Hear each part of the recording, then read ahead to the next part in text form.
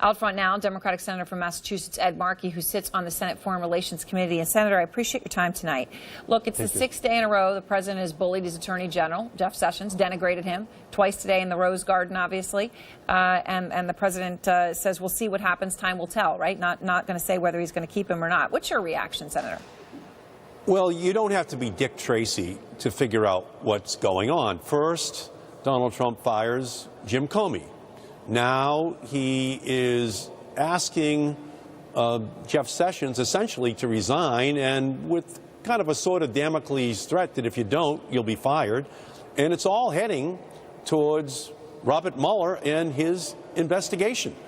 That's what this is all about. That's what it's always been about. It's about the Russian investigation and these footsteps that keep getting closer to the Oval Office. So what the president is doing is basically setting the stage for a constitutional crisis.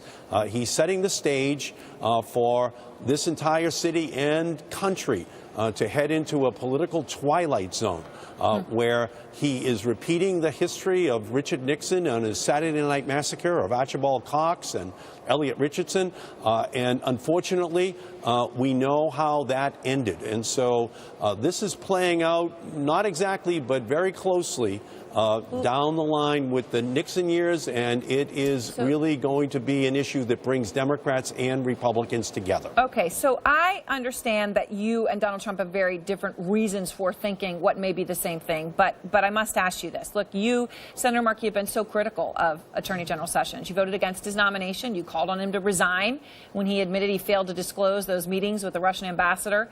You demand that he be investigated. His role in the firing of Jim Comey. I mean, look, this is a guy it would seem you would be happy to see go. Listen, I make no bones about it. I voted against Jeff Sessions as the Attorney General of the United States. But this is not about that. This is about rule of law, not the rule of Trump. If he decides that he's unhappy with Jeff Sessions because the investigation of his campaign's connection to Russia is getting too close, and he's unhappy that Jeff Sessions obeyed the rule of law and recused himself, well, that creates a real problem. Because ultimately we have to be able to say to the American people that the Attorney General, the Justice Department is not cowed by a president when an investigation is getting too close to him. So you said getting too close to him, and that echoes what you said just a moment ago to me. You said that the footsteps are getting closer to the Oval Office. Look, the president's son-in-law is senior advisor Jared Kushner right there. He met with the House Intelligence Committee today, and he insisted then, as he insisted in his statement here, that he did not collude with Russia. Here's Mr. Kushner. Let me be very clear.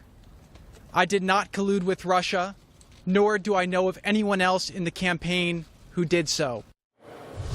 Do you believe him, or do you think he stood outside the White House and lied? I think that we don't know the truth yet.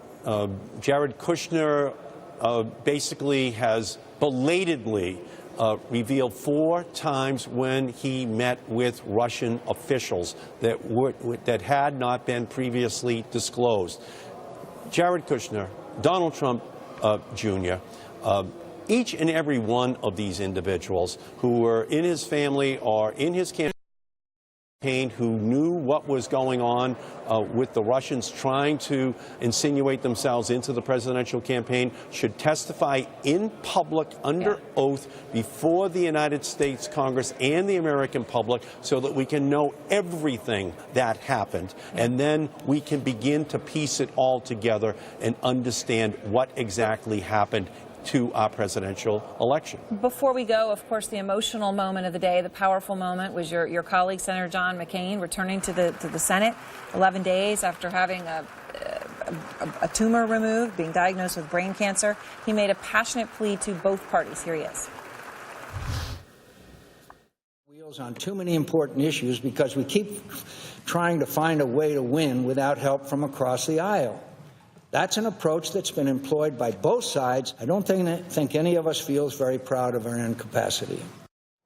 It was an emotional moment. It was a powerful statement that he made. But when he says, I don't think any of us feels proud of our incapacity, Senator, do you share that feeling? Do you feel shame at what Congress does not do for the American people? John McCain is a friend of mine. He's an American hero. I went over to give him a hug on the Senate floor. But the reality is that the process that Mitch McConnell is using right now, that Speaker Ryan is using, completely eliminates any Democratic participation. No hearings, no witnesses, no bipartisanship whatsoever. That's what John McCain was railing about, and it is shameful. I agree with him.